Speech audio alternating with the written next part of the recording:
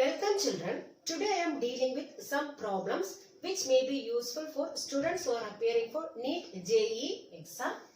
First one, the first member of the Passion series in hydrogen spectrum is of wavelength 18,800 angstrom. What is the shortest wavelength limit of Passion series?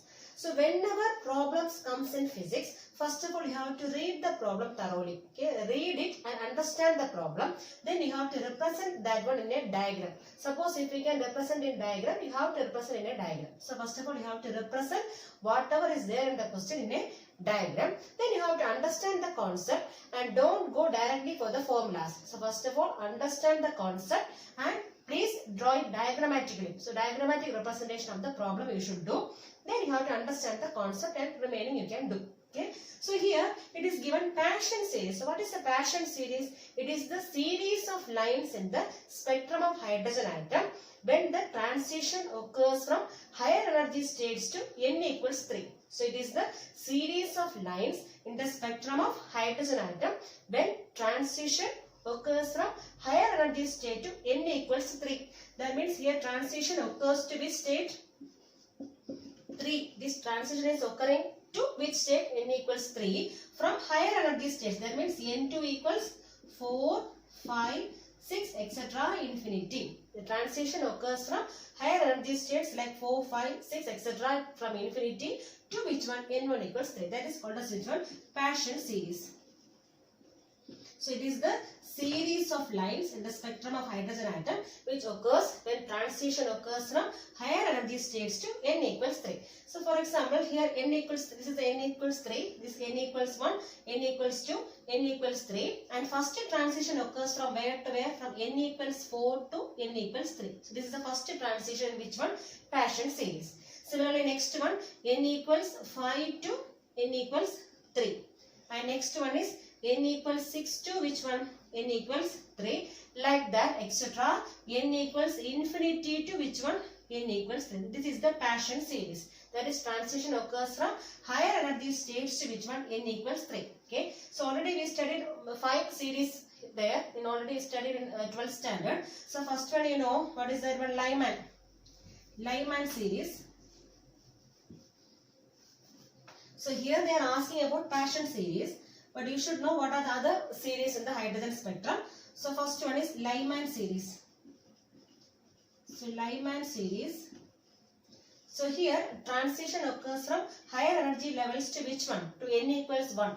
So n1 is taken as 1 here and n2 means 2, 3 etc. infinity. The transition occurs from higher energy states to n equals 1. That is called as Lyman series. Similarly next one is Balmer series. Balmer series. So here transition occurs from higher energy states to n equals 2. So n1 is taken as 2. So transition occurs to which state? N equals 2 from higher energy states. So n1 equals 2 and n2 can be taken as higher states. That means 3, 4, 5 etc. infinity. Similarly next one is which one? Passion series. Whatever is there in the question. So Passion series. So in Passion series we have n1 equals 3 because transition occurs in which state? N equals 3 from higher energy states. That means n2 equals 4, 5 etc. infinity. And similarly next one is bracket series.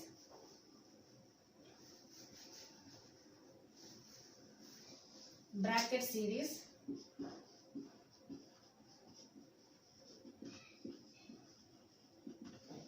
So bracket series means n1 equals 4 and n2 equals 5, 6 etc. infinity because transition occurs in which state? In n equals 4 from higher energy states. The next one is Fund series. Last one is Fund series. So here n1 is taken as 5 and n2 equals 6, 7 etc. infinity. So these are the 5 spectral series in hydrogen spectrum. But here they are asking only about which one? Passion series. Because we need only which one? Passion series here. Okay. So in Passion series I told you what is N1 for Passion series. N1 is taken as 3 because transition occurs in N1 equals 3 and N2 equals 4, 5, etc. infinity. And we have the formula for wavelength or wave number. So wave number in Paschen series is given by wave number symbol is nu bar. Nu bar equals 1 by lambda. So 1 by reciprocal of wavelength equals which one? Wave number. So this wave number equals 1 by lambda, that is equivalent to RH. RH means Rydberg constant. Rydberg constant. Then the bracket 1 by N1 square. N1 square means 3 square. Always it is coming 3 square for which one? Paschen series. Minus 1 by N2 square. So this is the general formula for which one?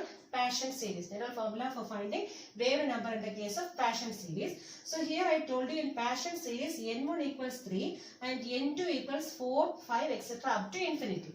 So the first transition means from where to where? From N equals 4 to N equals 3. That is the first member of the Paschen series. So the first member of Paschen series is which one? N2 equals which one? 4 to which one? N1 equals which one? 3. So from 4 to 3. 4 to 3 is the first member of the Paschen series. And similarly, what is the last member? Last member, I will be writing on the top. The last member of Paschen series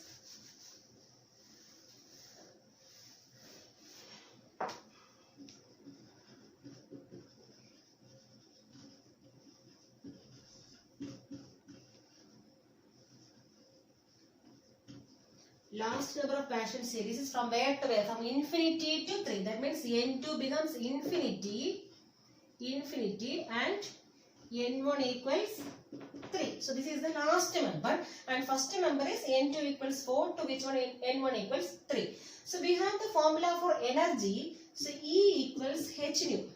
Okay. So whenever this transition occurs, there may be some energy release. So we have the energy formula E equals h nu, or we can write as h into c by lambda, because nu equals which one? C by lambda. Frequency nu equals c by lambda. So we can write here as E equals hc by lambda. So this formula shows that whenever energy increases, energy is increasing, what about wavelength? It may be decreasing. So wavelength decreases because its wavelength comes in the denominator. So it may be decreasing. Or similarly, whenever energy is decreasing, what about wavelength?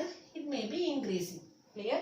So whenever transition occurs from n equals 4 to n equals 3, energy will be less. The energy release will be less only. So whenever energy is less, what about wavelength?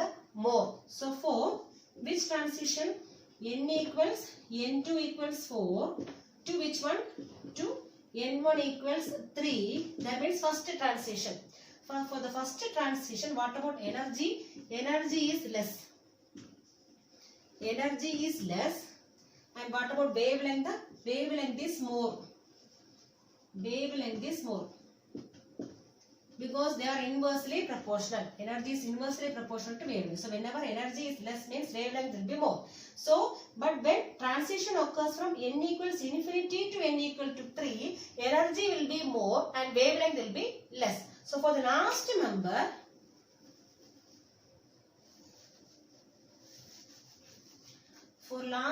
that means for n2 equals infinity to which one? N1 equals 3. That means the last member of this series.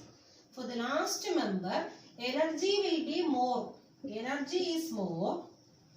Energy is more. As well as what about the wavelength? The wavelength will be less. Wavelength will be less. Okay. So this much you have to understand first. So the first member in Paschen series is which one?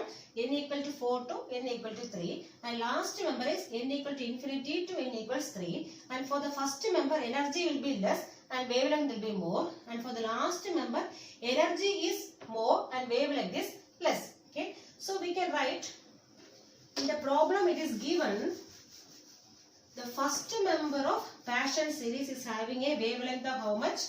First member. For first member, wavelength is given by, so for first member I told you, that means n equal to 4 to n equal to 3. So what about energy? Energy is less, that means what about wavelength? Wavelength more. So I am taking this as lambda maximum. Lambda maximum, because energy is less and wavelength is more here. So that is given as how much in the question? 18,800 angstrom. So this is already given here. And what we have to find out? We have to find the shortest wavelength limit. That means lambda minimum we have to find out. That means the wavelength when the transition occurs from where to where? From n equal to infinity to n equal to 3. So that one we have to find out. So we can substitute in the formula for wave number. So we have the formula 1 by lambda equals Rydberg constant RH into 1 by n1 square means 3 square. 1 by 3 square minus 1 by, for first member I am writing here. For first member in which one? Paschen series. That means at that time what about lambda? Lambda is maximum. So I am writing here as 1 by lambda maximum equals RH into 1 by 3 square minus 1 by 4 square. You understood now? Because for the first member, lambda will be maximum. Energy is less. So lambda is maximum. So we can write the formula as 1 by lambda maximum equals RH into 1 by 3 square minus 1 by 4 square. Now I am taking LCM. So 1 by lambda maximum equals RH into 1 by 9 minus 1 by 16. And when we are taking LCM here, we will be getting 144 and here we will be getting 7 RH. So when we are doing, we will be getting like this. So 144 is the LCM and the numerator will be getting 7 RH. And left hand side what we are having? 1 by lambda maximum. Okay. So I am taking reciprocal of this one. What I will get now? Lambda maximum equals, taking reciprocal here also, 144 divided by 7 RH. 7 RH. Take this as equation 1. So this is the wavelength for which one? The first transition. That means from n equals 4 to n equal to 3. So for the first transition, what about energy? Energy is less and wavelength is maximum. That I found out. Similarly, what you have to find out now? Lambda minimum. That is for the last transition, n equal to infinity to which one? N equals 3. And instead of lambda maximum, what we can substitute now? We have the value here, lambda maximum 18,800. So instead of lambda maximum, we can write here as 18,800. So similarly, we have to find for which one also? For the last member. For last member, what we can write?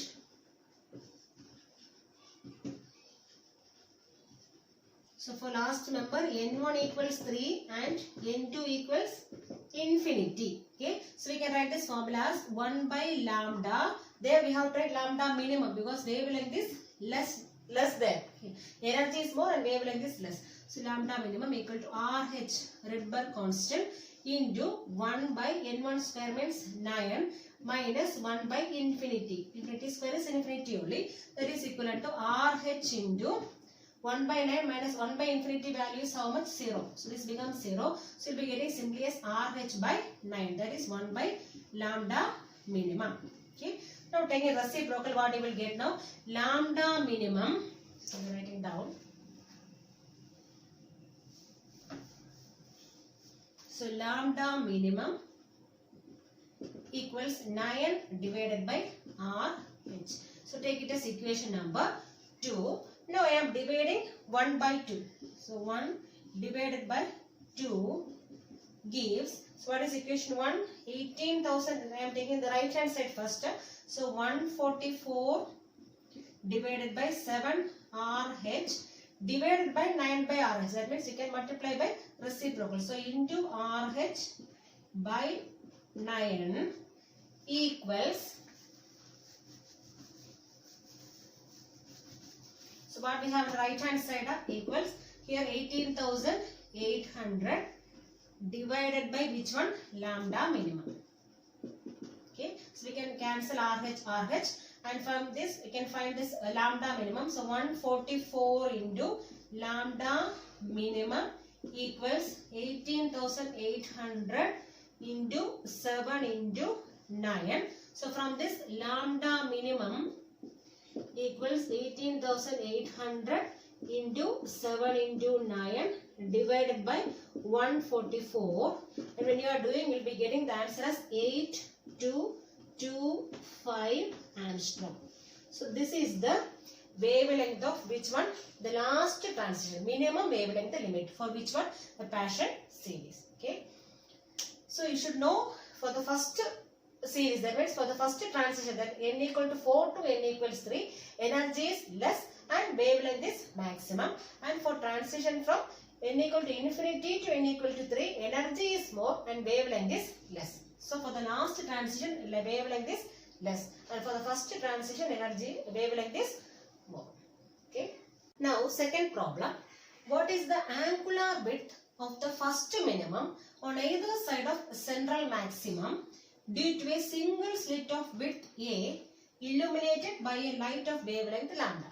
The wavelength of light is given as lambda and its width of the slit is given as A, and we have to find the angular width of the first minimum on either side of central maximum. So here this is the slit having a width A, and the distance between the slit and the screen is given as capital D. So D is the distance between the slit and the screen, and in this single slit diffraction pattern, at the center will be getting a bright spot. The bright, that is called a center maximum. So this is called a center maximum, but it is a bright spot, and this width of central maximum is given as beta. So the beta is the width of the central maximum. This is a bright spot here, and this point is called as first minima, and this is also first minima on the other side. So first minima means it is a dark spot.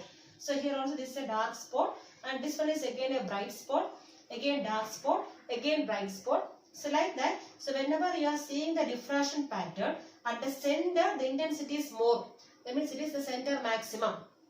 The brightness is more here. Okay, and then gradually intensity decreases. See here, this side also gradually intensity is decreasing, and intensity is more at which point? At the center maximum, and this width is given as which one? Beta. So beta is the width of the central maximum, and this theta is called as the angular width. They are asking about angular width. So this theta is the angular width of the first minimum here, and similarly this theta is the angular width of first minimum on the opposite side. Okay, and this both thetas are same only, equal only. So this theta plus theta, that is 2 theta, gives the angular width of which one? Central maximum. So this 2 theta indicates the angular width of the central maximum. This much is central maximum. Clear? And this linear width of central maximum is given as beta, or we can say fringe width. So beta is called as which one? Beta is the fringe width. Fringe width, or we can say linear width. Linear width of which one? Central maximum. Linear width of central maximum, and this theta is the angular width. Angular width of first minimum.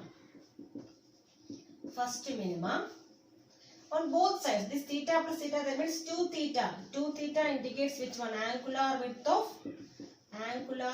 of central maximum. Angular width of central maximum. And in the case of diffraction pattern, I told you intensity gradually decreases. The brightness is more at the center, that is called a central maximum, and this width is given as beta, and this theta is the angular width, and this D is the distance between the slit and the screen, and this A is the width of the slit. Okay, so I told you at center maximum brightness is more, and at first minima brightness is less. So at first minima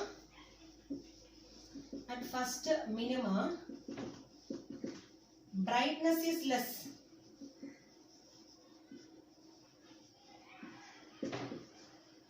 That means you will be getting a dark point there, dark point.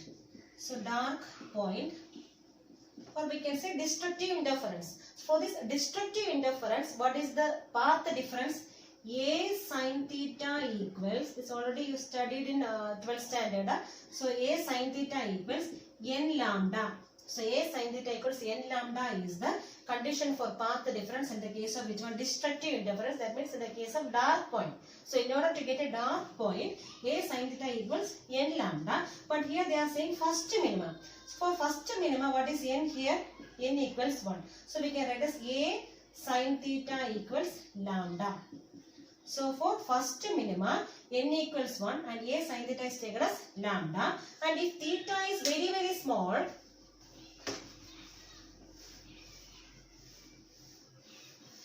if angle theta is, if theta is very, very small, so what we can write now?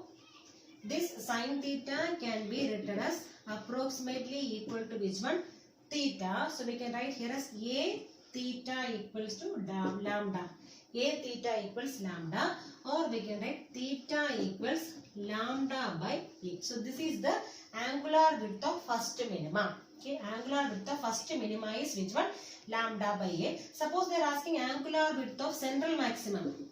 Angular width of central maximum equals, how will you write this? Theta, this much is, this theta is given as lambda by a, and this 2 theta gives which one? Angular width of central maximum. That means you can write as 2 into lambda by a. So this 2 lambda by a is the angular width of central maximum. Okay. Similarly, suppose they are asking to find linear width or fringe width. How will you find fringe width or linear width? That means this much we have to find out. So for that, first of all, we are taking this triangle here. So this much is beta, means this half is taken as beta by 2. So this much is beta by 2. Total center maximum is taken as beta, and this half is taken as beta by 2. And this angle is theta. So from this triangle, I am taking tan theta. So tan theta equal to what is opposite side? Beta by 2 divided by what is adjacent side? D. Distance D. So I am cross multiplying, I will be getting d tan theta equals beta by 2. If theta is very small, what we can write? If theta is very small, so we can write d theta equals beta by 2, and we need to find which one? Fringe width, beta. So fringe width beta equals 2 into d into theta. Okay, so 2d theta, that is which one? Fringe width. And instead of theta, what we can substitute also? Lambda by a. So we can write as 2d into, instead of theta, what we can write? Lambda by a. So this is the fringe width of central maximum. Okay, the central maximum fringe width is given by 2d lambda by a. But in this question, they are asking only this much, theta equal to lambda by a. Suppose they are asking angular width of central maximum, you have to multiply twice, because only this much we found out. So twice 2 theta will give which one? Angular width of central maximum. That is a bright spot. Okay. Then again we have finding which one? The fringe width beta. Okay. So beta we can find from this triangle. You have to find tan theta, and from there we are getting beta equal to 2d lambda by a. Here a is the slit width, lambda is the wavelength of light, and capital D is the distance of the slit from which one? From the screen. Okay. Now third problem, the reflected ray is completely polarized. This is the reflected ray, and this reflected ray is completely polarized for certain angle of incidence. Okay, so for certain angle of incidence, this reflected light rays are completely polarized. That means they are pointing in only one direction. Okay, they are directing towards only one direction.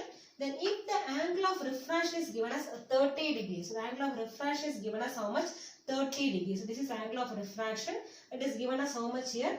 30 degree. We have to find the refractive index of this medium. So we have to find the refractive index of this transparent medium. So for certain angle of incidence, all the reflected light rays are completely polarized. They are pointing only in one direction. They are restrained to move in only one direction. So all the reflected light rays are polarized. But this refracted light rays are partially polarized. So this one is partially polarized. The refracted light rays are partially polarized. And this reflected light rays are fully polarized. That means fully it is polarized, completely polarized. Completely polarized. And the angle of incidence for which all the reflected light rays are completely polarized is called as angle of polarization. So here this angle of incidence I can be taken as angle of polarization, because only at this angle of polarization all the reflected light rays are completely polarized. So this angle of incidence for which all the reflected light rays are completely polarized is called as which one? Polarizing angle. So here I am taking angle of incidence I equals how much? I equals theta p. Okay, and we have Brewster's law. So we have Brewster's law. What is Brewster's law? Tan theta p equals refractive index n. So I am writing the Brewster's law first.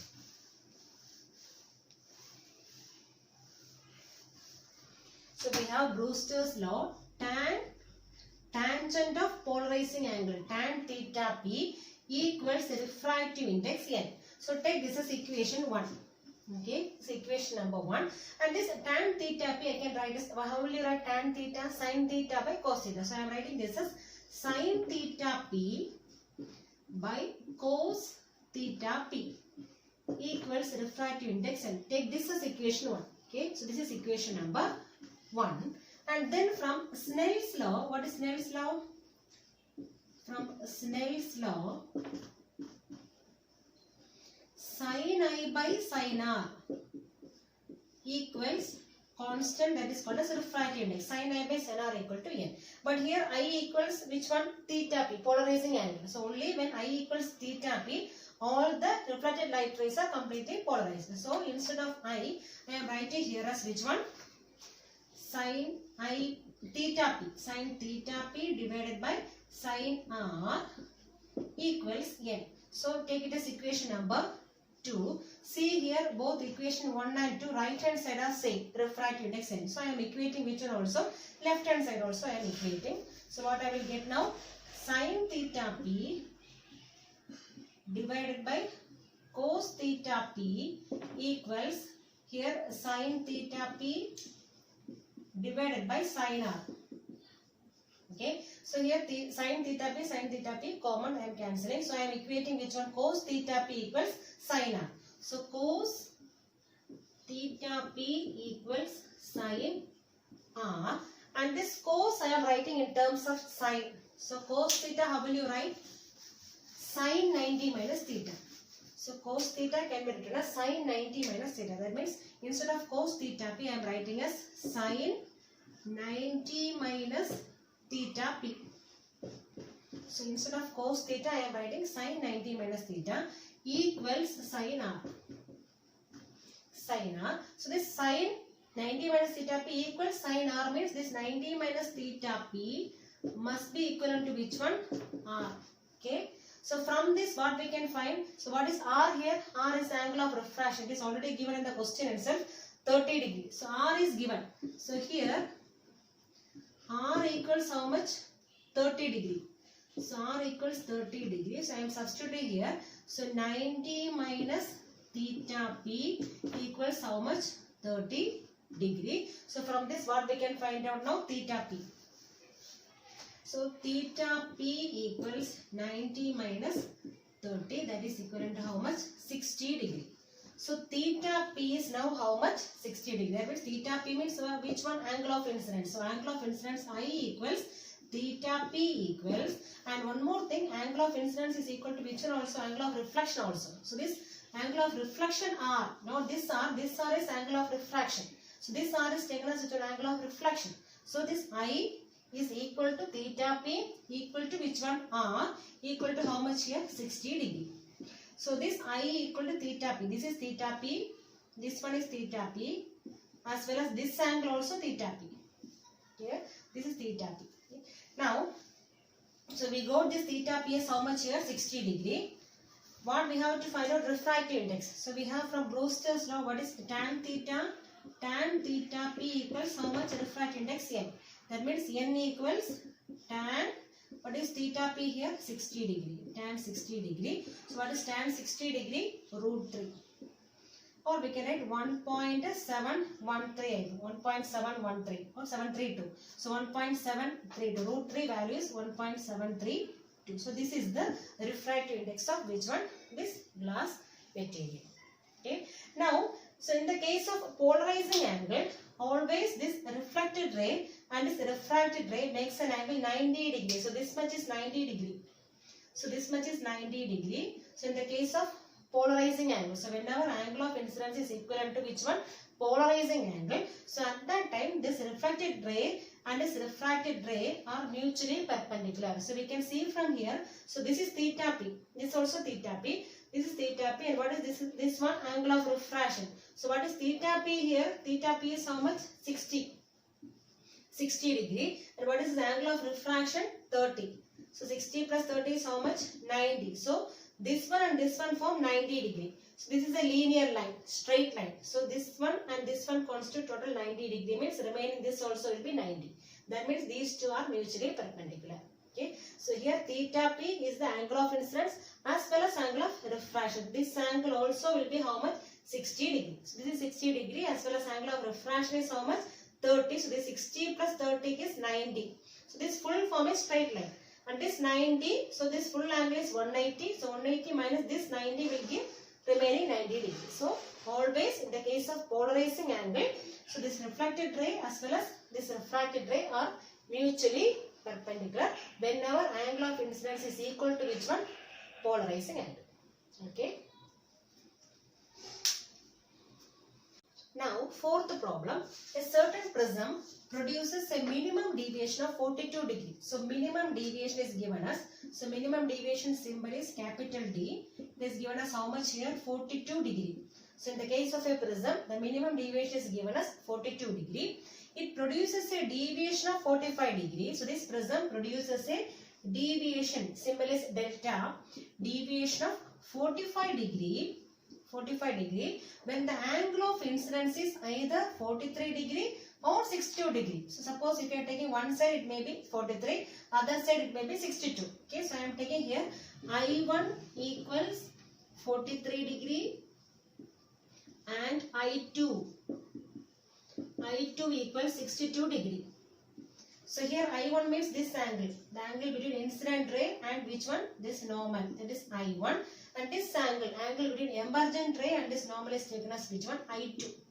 So this I1 equals 43 degree and I2 equals 62 degree. So what is the angle of incidence when the prism undergoes minimum deviation? So when the prism undergoes minimum deviation, what is the angle of incidence? So whenever in the case of minimum deviation, so for minimum deviation,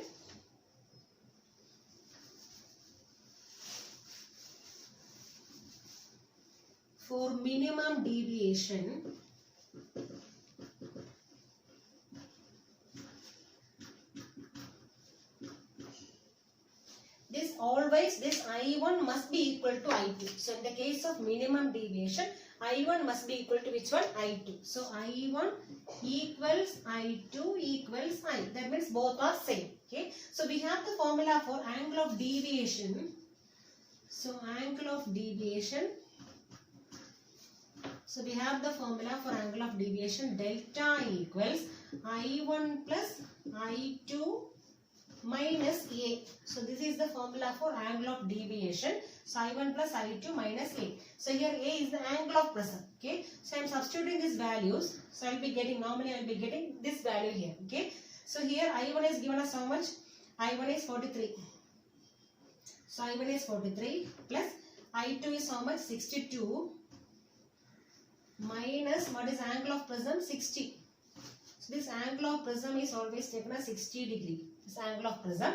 So this one I am just taking this value whether we are getting 45 degree. So it is equivalent to 105 minus 60. So that means it is equivalent to how much you are getting? 45 degree.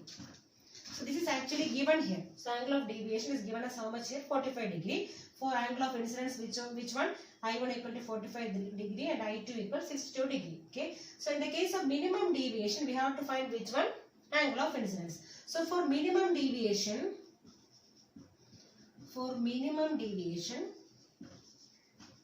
I told you which one? I1 equals I2 equals I. So both are same. So now how will you write this formula?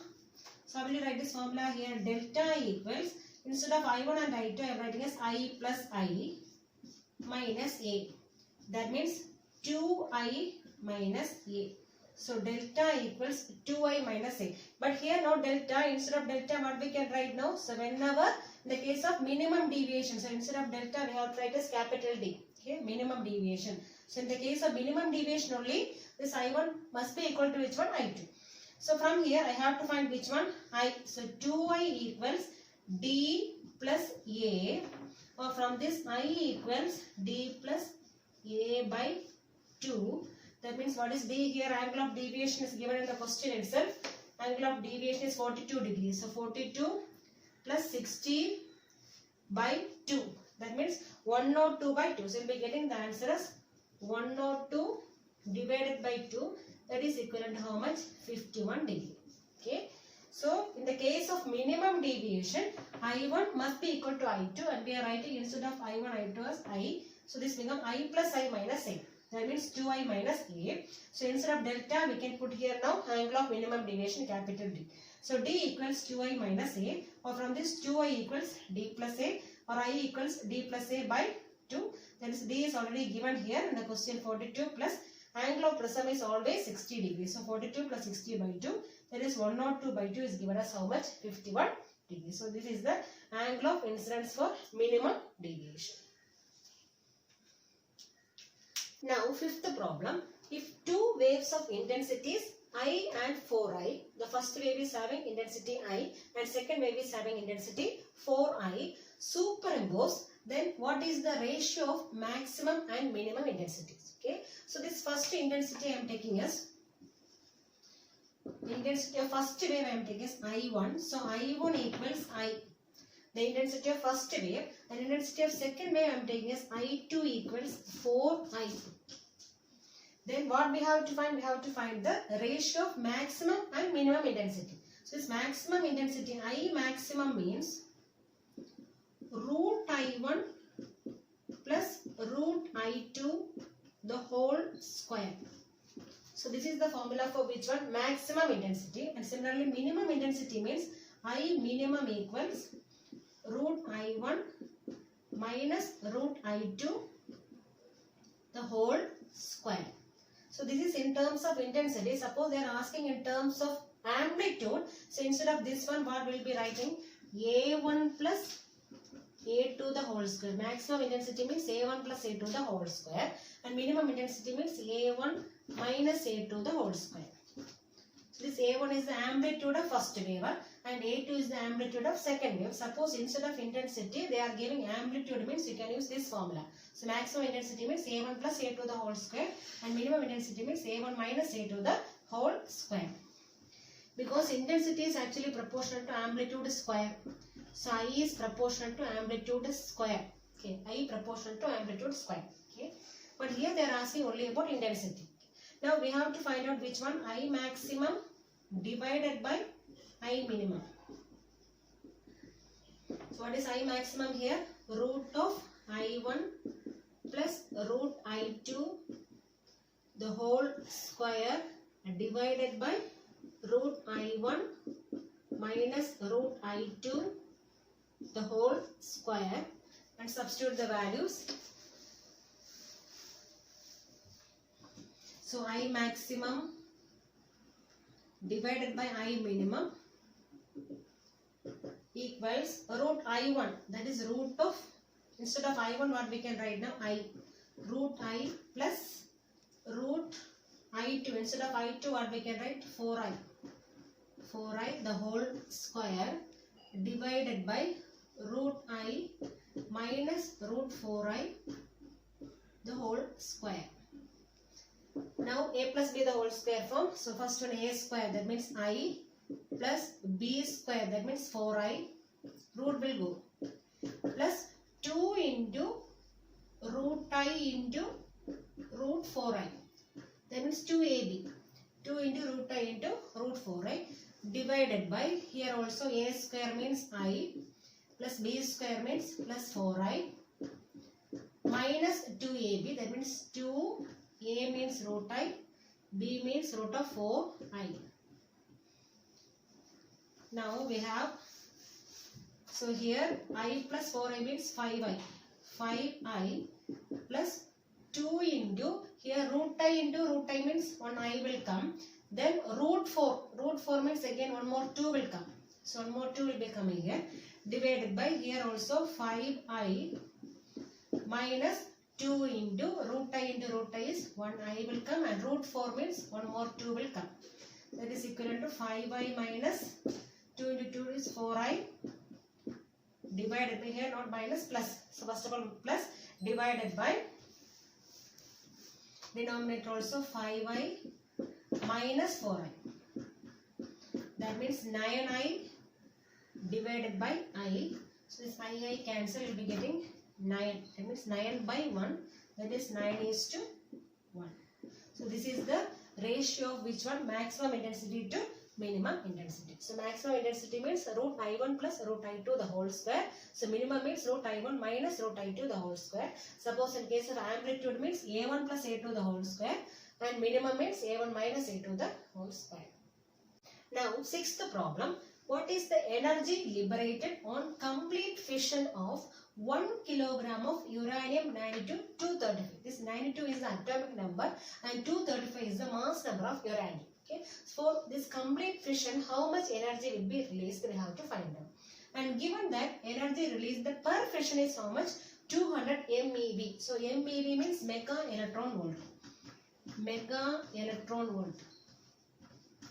And 1 mega electron volt is equivalent to 10 raised to 6 electron volt. This electron volt is the unit of energy. Okay. So 1 MeV equals 10 raised to 6 electron volt. And here first of all we have to find the mass of 1 uranium nucleus. So mass of 1 uranium nucleus. 1 uranium nucleus equals, so one nucleus means it consists of which all things? Protons and neutrons. So here how many protons will be there? 92. The protons is equivalent to which one? Atomic number. Number of protons is equivalent to atomic number. So here how many are there? 92 into mass of one proton, that is 1.6725 into 10 raised to minus 27. This is the mass of one proton. Like that, how many protons are there? 92 are there. Plus which one? Mass of neutron, because this nucleus consists of protons as well as neutrons. So how many neutrons will be there? Mass number minus which one? Atomic number 92. That means you will be getting 143. So 143 neutrons are there, and mass of one neutron is how much? 1.6747 into 10 raised to minus 27. So this is the mass of one uranium nucleus. So when we are adding these two, we will be getting as 393.35 into 10 raised to minus 27 kilograms. So this is the mass of one uranium nucleus. So now we have to find out how many nuclei are present in 1 kilogram of uranium. So how many uranium nuclei are contained in which one? 1 kilogram of uranium.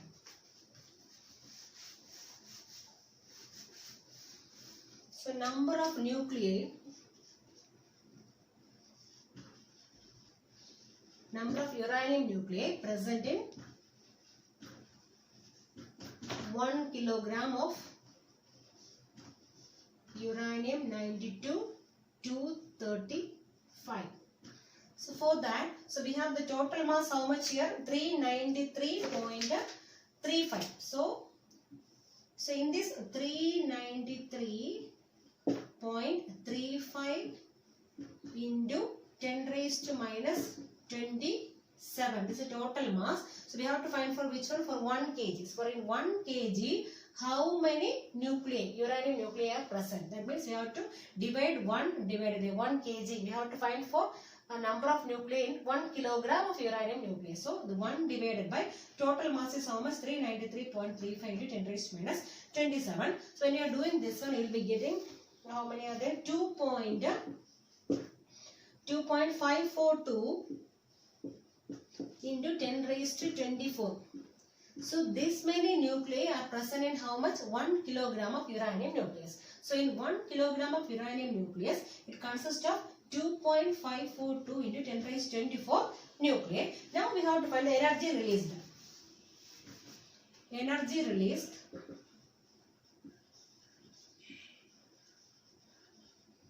for one nuclei we have the energy release, it is given here as problem itself 200. The question itself it is given 200 for one nuclei. Similarly, how many nuclei are here? So 200 into 2.542 into 10 raised to 24.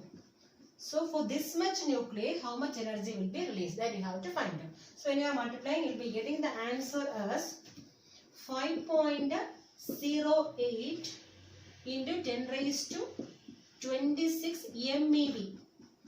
In mega electron volt it is given. So you have to convert this first of all into which one? Electron volt. That means 5.08 into 10 raised to 26 into, how will you convert mega electron volt into electron volt? Multiplying by 10 raised to 6.